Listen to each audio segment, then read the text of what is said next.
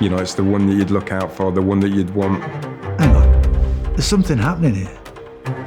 The hype about their team, the hype about our team. And I think when we do walk into there, we've got an air about ourselves of we're not going to get beat today. Everybody was there. Police came in and told us it's going to be delayed because there's too many people out there. You know, walking out to that chair, you know, it still rings around my ears now. We just ploughed through them. And there's so many people who come to me and say, that's what made me a Leeds United fan. Just absolute great memory.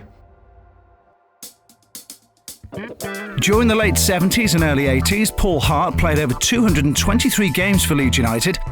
He was a strong central defender known for spectacular aerial prowess. After a playing career spanning 18 years and 7 clubs, Paul moved into coaching, among other pursuits. I bought a sandwich shop in Nottingham, and I spent a year at Nottingham Forest. Brian Clough said, because I kept asking him, put me in for this job, put me in for that job. And he rang me one night about 10:30 and he says, if you're as good as I keep telling people you are, you better come in and work with us. So I was in 4 o'clock in my sandwich shop doing the bread, then about 8 o'clock in at Nottingham Forest for a year. And then this job, Dick Bate was at Leeds United, and I think he went to work for the FA or something, or went abroad. And there was a job available, and Howard interviewed me and talked to me, and we discussed what I wanted to do in the coming years. He said, so in summary? I said, well, in summary, you teach them to play, give them to me, and I'll teach them to win. And that was it.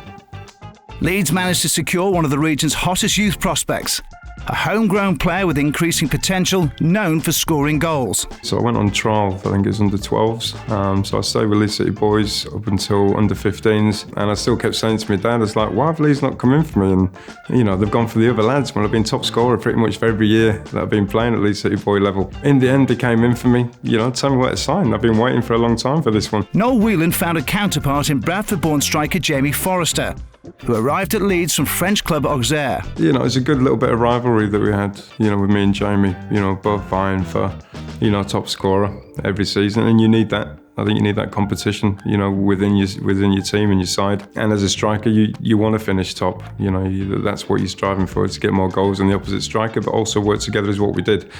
Great partnership. We knew each other's game. We complemented each other in different ways. I think I set probably more up for Jamie. He's a little bit greedy than me. With an abundance of raw talent at the club, Paul Hart's tactical know-how would be vital in transforming the young talent into the footballers Howard Wilkinson wanted them to become.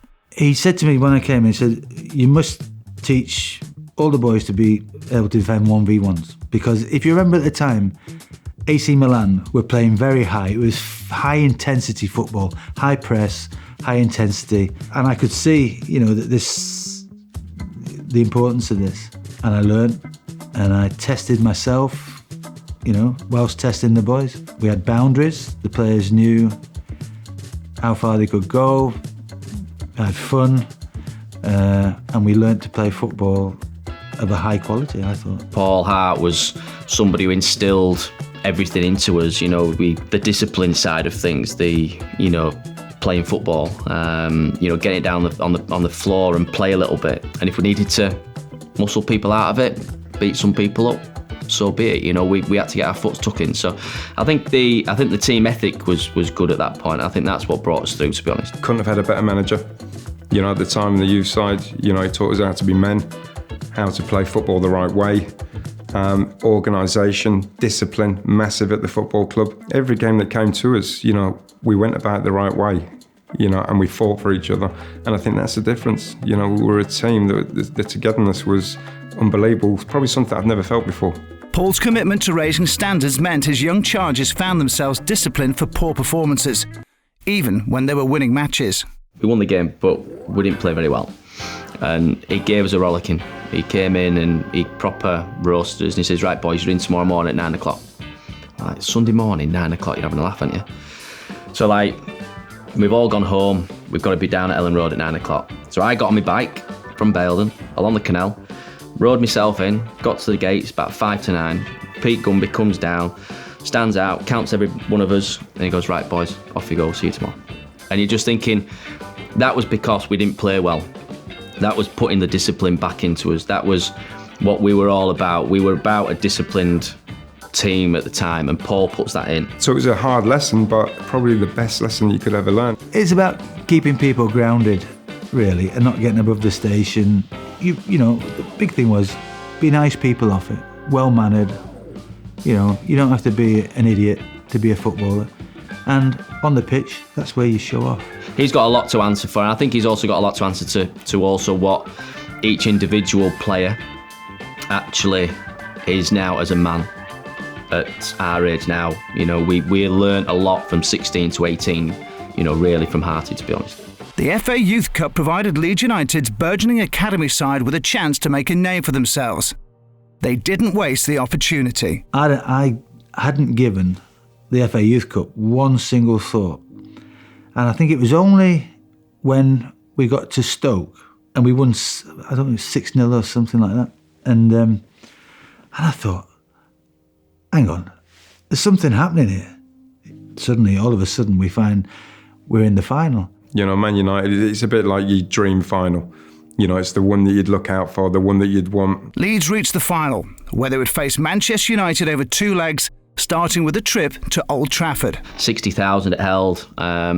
You know, it was a stadium and a half, and it was quite daunting, to be honest, when we first walked in. And I think when we do walk into there, we've got an air about ourselves of we're not going to get beat today. But you're playing Man United, you know, the hype about their team, the hype about our team, you know, the two teams coming together in an FA Youth Cup final. And if you look at Man United's team, it was Beckham, Butt, Scholes, Savage, the two Nevilles. They're the people which everybody knows now, but the people don't know were like Ben Thornley, Richard Irving. He'd just gone for £1 million, I think. He'd gone from Halifax to Man United. You know, Ben Thornley was touted as the best next thing to come through Manchester United. You know, they're all there, they're all being hyped about by the manager. Played, you know, first team football as well. We had a game plan and we stuck to it. We're quite direct, we're quite strong and physical. Set pieces were a big thing, you know, as it was with Leeds United, you know. Came away from Old Trafford 2-0 up. And there'd been about 30,000 watching us at Old Trafford, which was a wonderful experience for the kids. We had a great away support, as always. You know, they got right behind us and made that atmosphere, you know, something that you would never forget. Nobody can take that experience away from us. That first game at Old Trafford for me was special. Goals from Forrester and Whelan gave Leeds a 2-0 lead to take into the second leg, which would be played at Elland Road. I didn't do the first leg, and in fact Sky were very concerned. I think we were actually on some end of season jolly somewhere, and the word came through that Leeds had won. We're going, well, are we still going to do the second leg? Because it seemed a formality. And we hadn't really done too much research into the Leeds side of it. Obviously the class of 92 had become, a lot of them, the class of 93. So they were the players we were probably going to sell the broadcast on, but of course they were 2-0 down, and that looked a little bit in doubt. But Vic Wakeling, who was my boss, said, no, we're going to go and do it. And it was always a surprise to the clubs how interested the fans became. Everybody from the club was there. You know, Leslie Silver, Mr. Fotherby, everybody was there. We knew it was going to be big, and we knew that the Leeds fans would come out. Did we think we were going to get 32, 33,000? No. Until the police came in and told us it's going to be delayed because there's too many people out there. You know, that was kind of when it sunk into us. It was like, hell, this is something special. 5-minute delay here at Elland Road because there are people outside the ground still coming in. And here come the teams, Leeds United and Manchester United. Unfamiliar faces, very familiar colours and atmosphere at Elland Road. How about that? I generated that. I said, whatever we do, we've got to make sure we beat the crowd at Old Trafford, because the Old Trafford crowd was terrific for the first leg. Terrific. And all I was going on about in the city, we've got to beat that crowd, because I wanted the crowd up at Elland Road to boost them. And of course, we beat the crowd at Old Trafford. We beat them. You know, walking out to that cheer, you know, it still rings around my ears now. that probably spurred us on as much as anything else. You know, knowing that you've got that many supporters behind you, the atmosphere, you know, to experience that when you're 17, 18, you know, it is unbelievable. It is like playing for the first team. It really is. That's the sort of buzz you got, and the adrenaline was pumping through. And I remember seeing at one point, we were very strong that day. Tinkler was magnificent. We played Tinkler at centre-back. Whelan played, and Sharp and Forrester, Bowman, Andy Cousins. Top players, Mark Ford, who was the captain, first year YT, but he was captain of the team. Played in midfield, and he was a terrier. But what a job he did. You know, he just went about his job the right way, very physical. You know, could match anybody in that midfield area. Matthew Smithard out in the right wings, you know, great little winger. Kev Daly, who centre-half, really, really good centre-half. You know, and I remember at one point in the second game, I remember looking around and about 4 Man United players were laid spread-eagled on the floor. We'd just ploughed through them. Fantastic goal from Forrester. Worthy of the occasion, worthy of the attendance, and Leeds now lead overall by 3. A 2-1 win in the second leg gave Leeds a 4-1 aggregate victory. For the first time, their young stars knew glory. And then we went out with, again, go back to it, all the pros. Every first teamer took us out, and we went into town, and we felt like kings. We felt like we were the first team. The first teamers were looking after us. We didn't pay for a drink all night. Straight in the town, yeah. We brought obviously going out clothes anyway, in preparation for the celebration, which it was. And the strangest thing ever now is that everybody you speak to about it, every single person, oh, did you play in that first Youth Cup game? Do you beat the Man United? That's all people remember. They don't remember you playing against Man United at Old Trafford in the first team and getting a draw. They don't remember you scoring in whatever it will be. They remember that Youth Cup game. And there's so many people who come to me and say, that's what made me a Leeds United fan. Now, you know, you can't be more prouder than that, to be honest. Sharing that in the fields, to sharing, you know, going out and celebrating, you know, with good friends.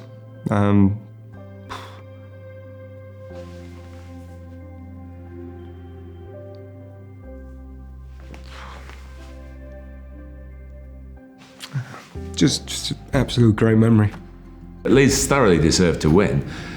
And working with Gary Neville now, as I do, he's never come up with any excuses as to what went wrong. And they're happy to be called the class of '92. They have no claim to be the class of '93, which belongs to Paul Hart's boys.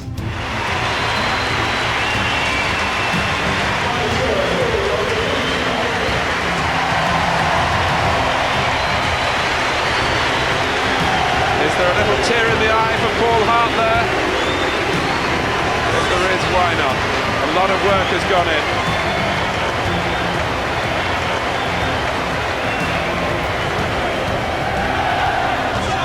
It's been a super success for the youngsters of Leeds United.